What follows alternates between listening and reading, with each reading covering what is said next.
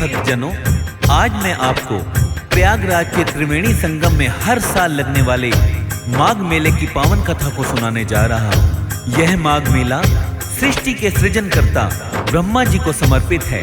आपको बता दें, यह एक हिंदू पर्व के रूप में मनाया जाता है जो कई यज्ञों, प्रार्थनाओं और अनुष्ठानों से भरपूर होता है। यह ब्रह्मांड की उत्पत्ति का सम्मान करता है। प्रयागराज को यह अवसर तीर्थराज का प्रमुख तीर्थ स्थल बनाता है। 54 दिनों तक चलने वाला यह कल्पवास काल सतयुग, त्रेता, द्वापर और कलयुग, इन चारों युगों के संचयी वर्षों का प्रतीक है। तो आइए जानते हैं माघ मेले की पौराणिक कथा को।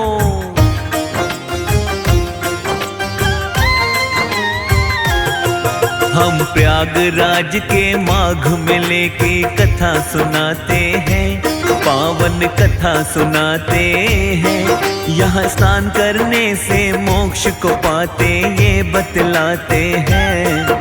हम कथा सुनाते हैं, हम प्रयागराज के माघ मेले की कथा सुनाते हैं, पावन कथा सुनाते हैं। यहाँ स्नान करने से मोक्ष को पाते ये बतलाते हैं। हम कथा सुनाते हैं।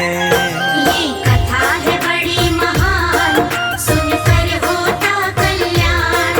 ये कथा है बड़ी महान, सुनकर होता कल्याण।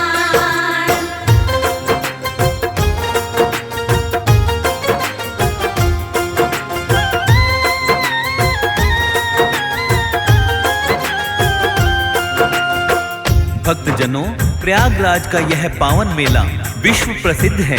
यहाँ स्नान करने से जीवन तृप्त हो जाता है। यह मेला कलयुग में भक्तजनों का उद्धारक है। तो आइए जानते हैं आगे की कथा को।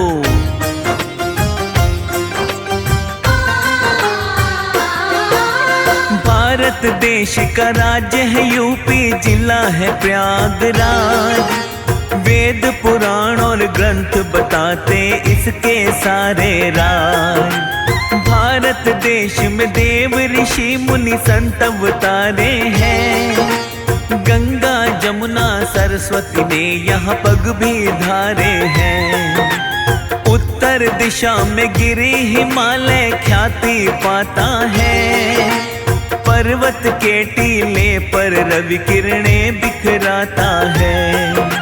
वृक्ष यहाँ पर मीठे फल मेवे करे प्रदान।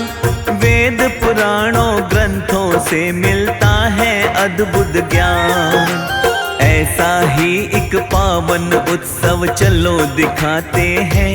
हाँ हाँ चलो दिखाते हैं। यहाँ स्नान करने से मोक्ष को पाते ये बतलाते हैं। हम कथा सुनाते हैं। ये कथा है बड़ी महान, सुनकर होता कल्याण।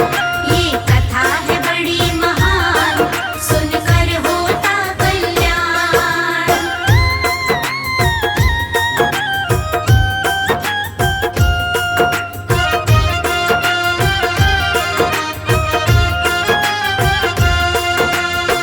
प्रिय भक्तजनों, आपको बता दें कि आध्यात्मिक और ज्योतिष कारणों की बात करें तो माघ मेला केवल प्रयागराज में ही इसलिए आयोजित किया जाता है क्योंकि यहीं दुनिया का सबसे पवित्र त्रिवेणी संगम होता है।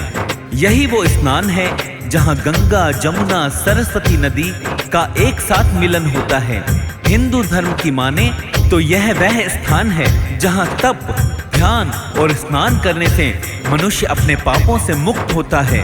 यही कारण है कि माघ मेला प्रयागराज में लगता है।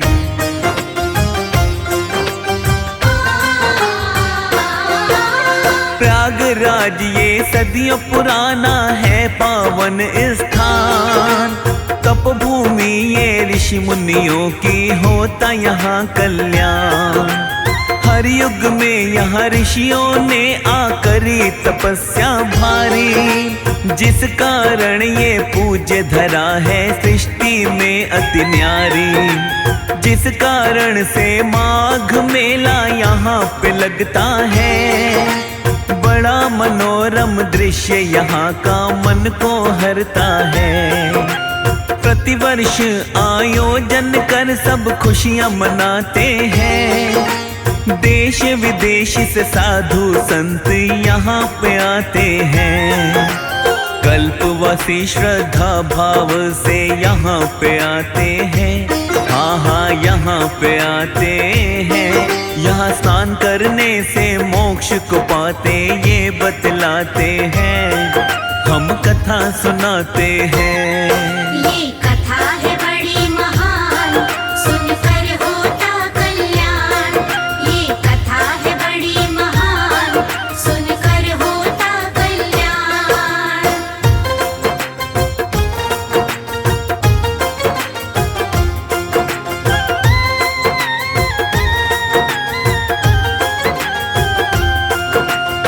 प्रिय भक्तजनों, आपको बता दें कि कल्पवासी जो इस मेले में श्रद्धा पूर्वक भाग लेते हैं, उनके मन में अटूट विश्वास भक्ति प्रेम होता है। वे इस विश्वास के साथ इन अनुष्ठानों से जुड़े होते हैं कि इस प्रकार की भक्ति से पिछले पापों का नाश हो सकता है और पुनर्जन्म और कर्म के चक्र से मुक्ति मिल सकती है। आपको बता दें कि महाभारत और कई पुराणों में वर्णित माघ मेले का सार प्रायश्चित और आध्यात्मिक मुक्ति की खोज है।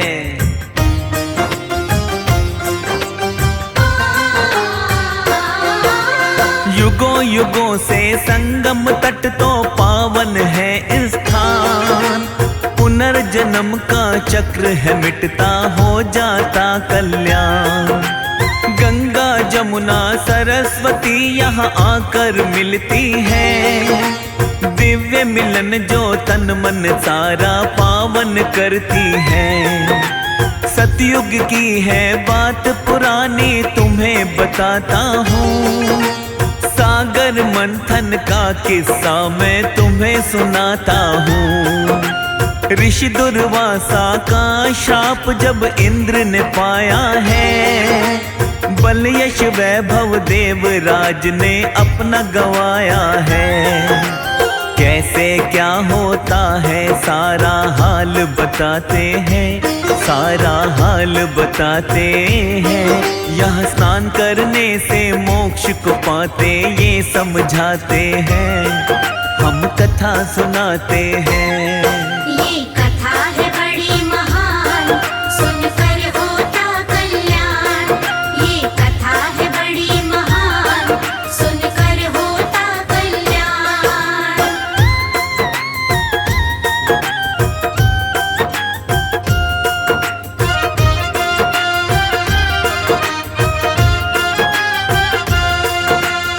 भक्तजनों, आपको बता दें कि दुर्वासा ऋषि के श्राप के द्वारा देवराज इंद्र शक्तिहीन हो गए। श्राप की सूचना पाकर दैत्यों के राजा बलि ने स्वर्गलोक पर अपनी सेना लेकर आक्रमण कर दिया और उस बलहीन शक्तिहीन देवों पर दैत्य भारी पड़ने लगे। और देखते ही देखते दैत्यों ने देवों पर विजय प्राप्त की। और आगे क्या होता है, आइए इस कथा के माध्यम से सुनते हैं।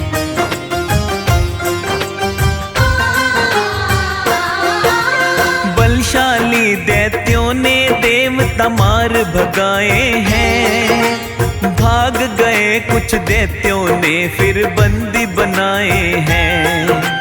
देवराज कुछ देवों के संग वहां से भाग गए। स्वर्ग के वासी देवता एक दूजे से अलग हुए। तीनों लोक में राजा बलि ने अधिकार जमाया है। करने लगा वो पाप अधर्म को राम मचाया है।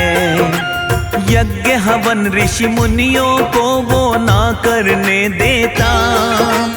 खुद को कहे भगवान यज्ञ विध्वंस है कर देता। फिर तो धरा पर पाप अधर्म बढ़ते ही जाते हैं। हाँ बढ़ते ही जाते हैं। यह स्नान करने से मोक्ष को पाते ये बतलाते हैं। हम कथा सुनाते हैं।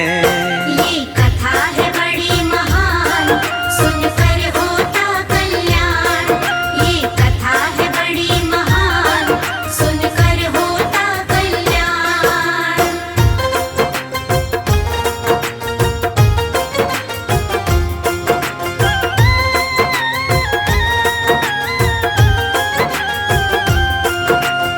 भक्तों, आपको बता दें कि राजा बलि अपने बल और पराक्रम से तीनों लोकों का अधिपति बन चुका था। उसने धरती लोक सहित सभी लोकों पर अत्याचार अधर्म करते हुए कोहराम मचा दिया था। वह कहीं भी यज्ञ हवन नहीं होने देता था और ईश्वर के भक्तों को मार देता था। यह सब देखते हुए देवराज इंद्र और सभी देवता ब्रह्मा जी के पास जाते हैं और उन्हें सारा वृतांत सुनाते हैं। आगे क्या होता है, आइए सुनते हैं इस कथा के माध्यम से।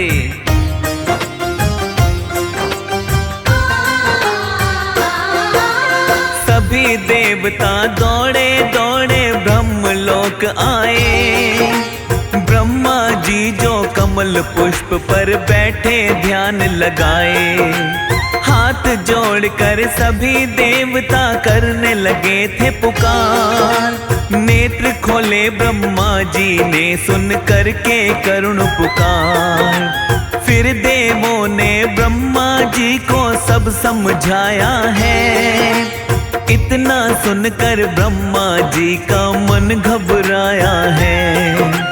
फिर तो ब्रह्मा और देवता शीर सिंधु आए। कमल नयन की शरण पहुँच सब शीश झुकाए। फिर तो सब ही नारायण से विनय लगाते हैं। हाँ हाँ विनय लगाते हैं। यहाँ स्नान करने से मोक्ष को पाते ये बतलाते हैं। हम कथा सुनाते हैं। ये कथा है बड़ी महान, सुनकर होता कल्याण। ये कथा है बड़ी महान, सुनकर होता कल्याण।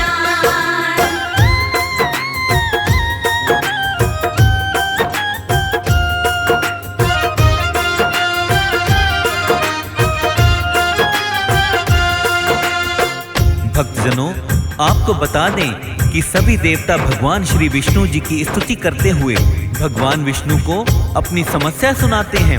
तब भगवान विष्णु मधुर वाणी में बोलते हैं कि इस समय आप लोगों के लिए संकट काल है एवं दानवों का अभ्युत्थान हो रहा है और आप लोगों की अवनति हो रही है। किंतु संकट काल को मैत्रीपूर्ण भाव से व्यतीत कर देना चाहिए, अर्थात आप सभी को असुरों से मित्रता कर लेनी चाहिए और क्षीर सागर को मथ कर उसमें से अमृत निकाल कर पान कर लेना चाहिए। आइए सुनते हैं आगे की कथा को।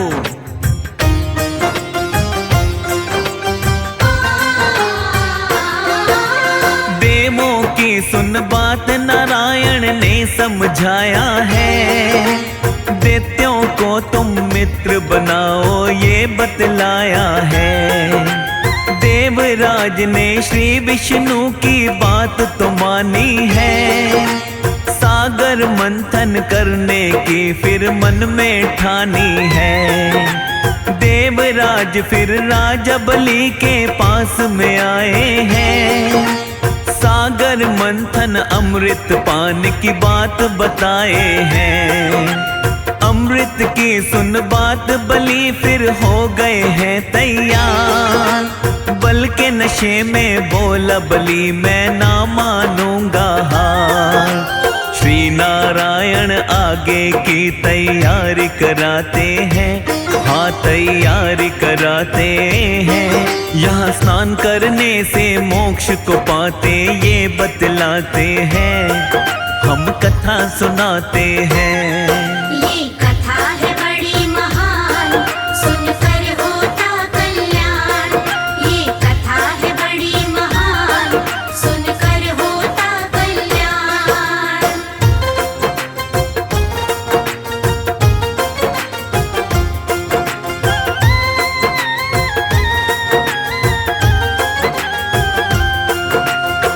प्रिय भक्तजनों, आपको बताता हूँ कि देवराज इंद्र के द्वारा सागर मंथन करके अमृत प्राप्त करने की बात सुन नशे में चूर दैत्यराज बलि सागर में मंथन करने के लिए राजी हो गया। यह बात सुन देवराज हर्षित हो गए और सारी बात श्री नारायण को बताई। फिर क्या था, श्री विष्णु सागर मंथन करवाने के लिए आगे की तैयारी करने लगते हैं। मंदराचल पर्वत को मथनी तथा वासुकी नाग को नेति बनाया गया। वासुकी के नेत्र से राजपुरोहित का उद्भव हुआ। स्वयं भगवान श्री विष्णु कश्यप अवतार लेकर मंदराचल पर्वत को अपनी पीठ पर रखकर उसका आधार बन गए।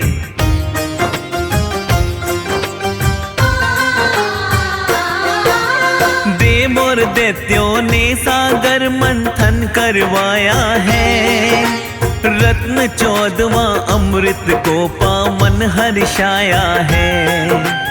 अमृत कलश को देख सभी फिर लगे झगड़ने हैं, बलहीन देवों पर भारी लगे वो पड़ने हैं। इंद्र ने अपने पुत्र जयंत से किया इशारा है, छीन कलश अमृत का उसने किया किनारा है। उसके पीछे आए दानव चले गगन की ओर, कलश पकड़ कर लगे छीनने लगा के पूरा जोर। गगन मार्ग में वो तो फिर लड़ने लग जाते हैं, हाँ लड़ने लग जाते हैं। यहाँ स्नान करने से मोक्ष को पाते ये बतलाते हैं, हम कथा सुनाते हैं। ये कथा है बड़ी महान, सुनकर होता कल्याण। ये कथा है बड़ी महान, सुनकर होता कल्याण।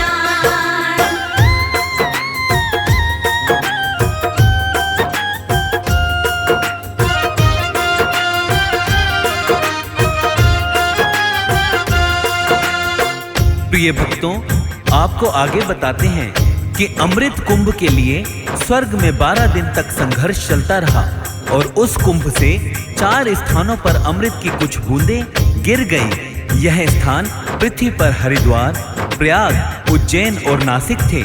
यही कारण है कि यहीं पर प्रत्येक 12 वर्ष में कुंभ का आयोजन होता है। कहते हैं कि इस दौरान कुंभ की नदियों का जल अमृत के समान हो जाता है, इसीलिए इसमें स्नान और आचमन करने का महत्व बढ़ जाता है। भक्तों, आपको बता दें कि इसका प्रमाण नारदीय पुराण, शिव पुराण, वराह पुराण और ब्रह्म पुराण में भी मिलता है। आइए सुनते हैं आगे की कथा को।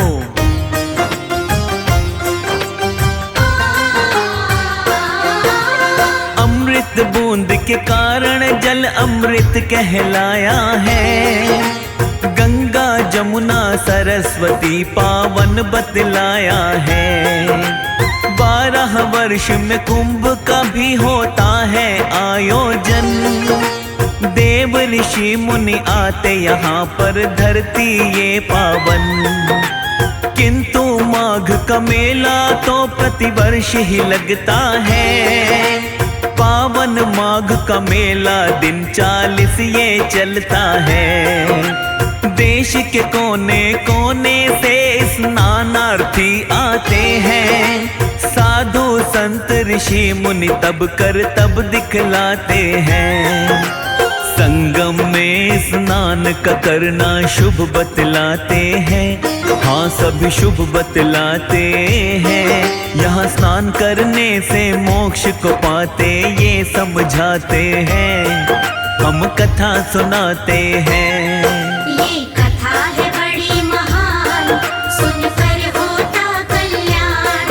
ये कथा है बड़ी महान, सुनकर होता कल्याण।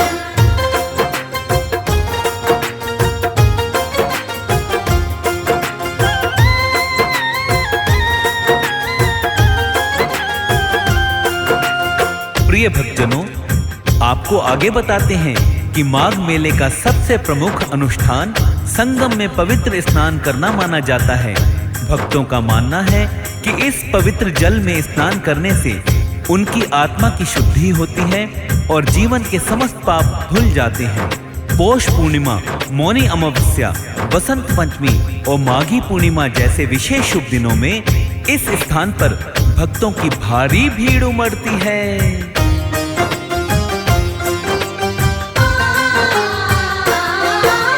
कल्पवास जो माघ मेले की अद्भुत रीति रिवाज, सदियों पुराना चला आ रहा चलन जो चलता आज। कल्पवास में नदी किनारे समय बिताते हैं। पूरे महीने नदी किनारे ध्यान लगाते हैं। कठोर तपस्या होती है इस माघ के मेले में। मोह माया मिट जाता झमेला माघ के मेले में। पूजा पाठ के साथ में दान पुण्य कमाते हैं। उपवास कर माघ मेले की रीत निभाते हैं। धर्म सनातन की हम सब ये रीत निभाते हैं।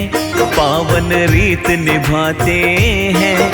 यहाँ स्नान करने से मोक्ष को पाते ये बतलाते हैं। हम कथा सुनाते हैं। ये कथा है बड़ी महान, सुनकर होता कल्याण। ये कथा है बड़ी महान, सुनकर होता कल्याण।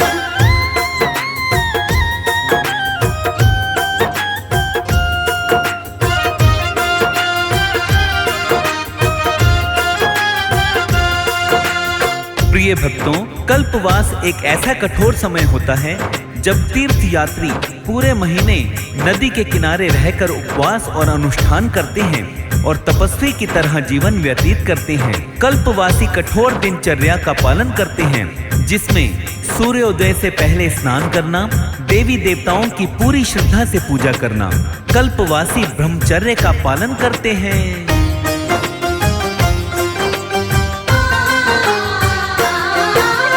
माघ के मेले में माँ गंगा को है दूध चढ़ाते।